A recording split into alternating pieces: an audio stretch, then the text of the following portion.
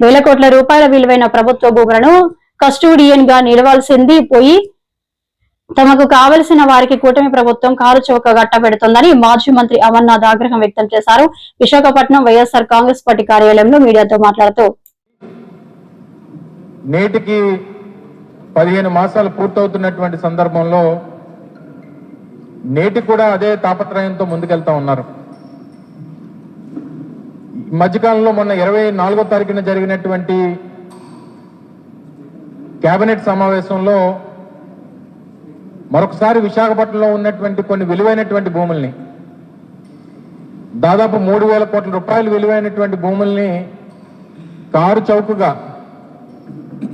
వారికి కావాల్సినటువంటి కొన్ని రియల్ ఎస్టేట్ సంస్థలకి కట్టబెట్టినటువంటి వైనాన్ని మనం చూసాం. సహజంగా విశాఖపట్నంలో ఉన్నటువంటి ఐటీ హిల్స్ ఏవైతే ఉన్నాయో ఆ రోజు పెద్దలు రాజశేఖర రెడ్డి గారి ఆలోచనతో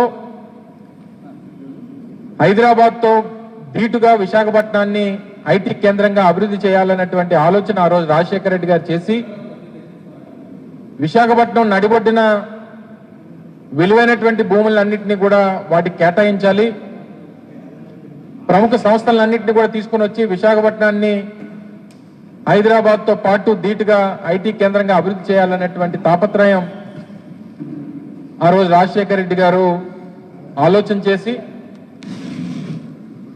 తర్వాత అనేక సందర్భాల్లో మేము మొన్న 2019-24 మధ్యలో జగన్మోహన్ రెడ్డి గారి నేతృత్వంలో బీచ్ ఐటీ డెస్టినేషన్ గా విశాఖపట్నాన్ని అభివృద్ధి చేయాలని చెప్పి తాపత్రయపడి ప్రముఖ సంస్థలైనటువంటి ఇన్ఫోసిస్ లాంటి సంస్థల్ని, అలాగే ర్యాన్స్టాడ్ లాంటి పెద్ద కన్సల్టెంట్ సంస్థల్ని, WNS లాంటి సంస్థల్ని విశాఖపట్నం తీసుకుని వచ్చి కోవిడ్ లాంటి క్లిష్ట పరిస్థితులను కూడా ఎదుర్కొని ఆ రోజు ఉన్నటువంటి ప్రపంచవ్యాప్తంగా ఉన్నటువంటి పరిస్థితుల్ని అధిగమించి అప్పటికే వర్క్ ఫ్రం హోమ్ కల్చర్ అనేటువంటిది పెద్ద ఎత్తున ప్రపంచవ్యాప్తంగా నడుస్తున్నటువంటి పరిస్థితుల్లో కూడా స్థానికంగా ఉన్నటువంటి యువతకి అందుబాటులోకి తీసుకురావాలని చెప్పి దిగ్గజ సంస్థలతో మాట్లాడి వారి తాలూకు ఆపరేషన్స్ కూడా విశాఖపట్నం కేంద్రంగా నడిపించేటువంటి కార్యక్రమాన్ని చేశాం. కానీ గడిచినటువంటి 15 మాసాలు నేను ఈ రాష్ట్రంలో ఐటీ శాఖ మంత్రిగా 21-22 మాసాలు పనిచేశాను. నేను మంత్రిగా బాధ్యతలు తీసుకున్న తర్వాత 12-13 మాసాల్లో ఇన్ఫోసిస్ సంస్థ 1000 మంది ఎంప్లాయీస్తో విశాఖపట్నం కేంద్రంగా ఆ సంస్థని స్థాపించేటువంటి దానికి కృషి చేశాను. అలా వివిధ ప్రాంతాల్లో ఇంకా మిగిలినటువంటి సంస్థలు కూడా స్థాపించాం, అనేక ఇండస్ట్రీస్ స్థాపించాం, అనేక సంస్థలతో ఒప్పందాలు చేసుకున్నాం. ఇవన్నీ కూడా ఒక ప్రక్రియ నడిచింది. కానీ 15 మాసాలుగా విశాఖపట్నంలో ఒక్క ఉద్యోగస్తుడికైనా ఒక్క ఐటీ ఉద్యోగం అన్నా కల్పించాడా ఈ రాష్ట్ర ముఖ్యమంత్రి కానీ ఆయన ముఖ్యమంత్రి గారి కొడుకు కానీ ఒకసారి చెప్పాలని చెప్పి కోరుతా ఉన్నా. ఏదో ఇప్పుడు సంవత్సరం క్రితం టీసీఎస్ వస్తుందని ఒక 6 నెలల క్రితం టీసీఎస్కి 99 పైసలకి ఒక 20 ఎకరాలు కట్టబెట్టారు. ఆ టీసీఎస్ ముసుగులో ఉర్సా అనేటువంటి ఒక ఊరు పేరు లేనటువంటి కంపెనీకి ఫిబ్రవరి 14వ తారీఖున ఇన్కార్పొరేట్ అయినటువంటి ఒక సంస్థకి 60 ఎకరాల భూమిని కారు చౌకగా దాదాపు 3,000 కోట్ల రూపాయలు విలువైనటువంటి విశాఖపట్నంలో భూమిని 60 ఎకరాలు ఒక 2 నెలలు కూడా స్థాపించి 2 నెలలు కూడా అవనటువంటి ఒక కంపెనీకి 60 ఎకరాలు కట్టబెట్టారు. దానికి ఒక ఆఫీస్ లేదు, ఒక ఎంప్లాయీ లేడు, దానికి సంబంధించినటువంటి టర్నోవర్ లేదు, ఏమీ లేనటువంటి కంపెనీకి గత ఏప్రిల్లో ఒక 60 ఎకరాలు ఇచ్చినటువంటి 59 ఎకరాలు చిల్లర ఇచ్చినటువంటి సందర్భాన్ని కూడా చూసాం. ఇంకా దాన్ని మరొక ముందే రీసెంట్గా మొన్న 2 రోజుల క్రితం కేబినెట్ మీటింగ్లో మరో 3-4 సంస్థలకి ఒకరికి 30 ఎకరాలు, ఒకరికి 20 ఎకరాలు, ఇలా ఒక 60 ఎకరాలు అక్కడ దాదాపు 30-40 కోట్ల రూపాయలు విలువైనటువంటి భూములు, అక్కడ 50 లక్షలకి 1 కోటి రూపాయలు చెప్పిన రియల్ ఎస్టేట్ సంస్థలకి, ఐటీ సంస్థలకు కాదు. సత్వా అనేటువంటి గ్రూపు మీ అందరికీ తెలుసు, పూణే, బెంగళూరు, హైదరాబాద్ లాంటి ప్రాంతాల్లో వాళ్ళు రియల్ ఎస్టేట్ చేసేటువంటి కంపెనీలు అవి.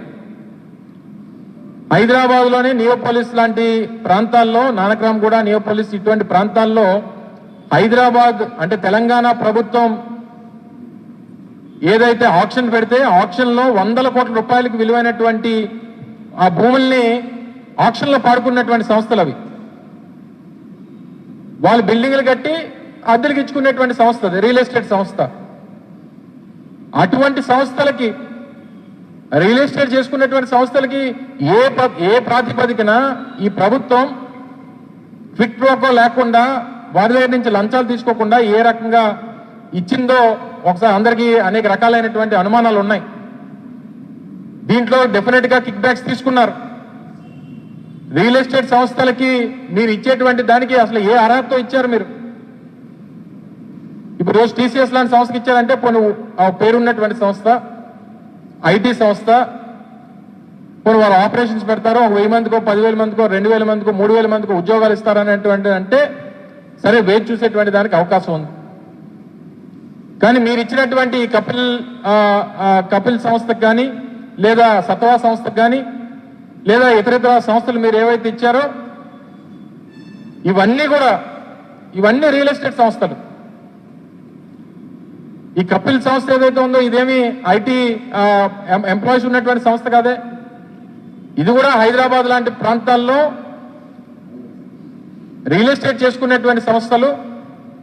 వీళ్ళు బిల్డింగ్స్ కట్టి ఇతర సంస్థలకి అద్దెలకు ఇచ్చుకునేటువంటి సంస్థలు. వారికి మీరు 50 లక్షలకి, 1 కోటి రూపాయలకి ఏ ప్రాతిపదికన ఇచ్చారు? మీరు చేయడం ఒప్పందాలు లేకుండా ఇచ్చుంటారనేటువంటి ఆలోచన లేకుండా ఎవరికన్నా ఉంటుందని అనుకుంటున్నారా?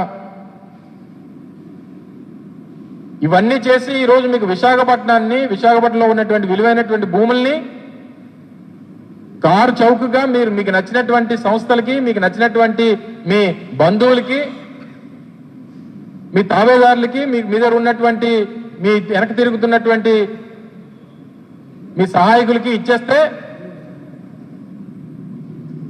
మరి ఇక్కడ ఉన్నటువంటి విలువైనటువంటి భూముల్ని కాపాడాల్సినటువంటి బాధ్యత ఉన్నటువంటి ప్రభుత్వమే ఈ రకమైనటువంటి కార్యక్రమాలు చేస్తూ ఉంటే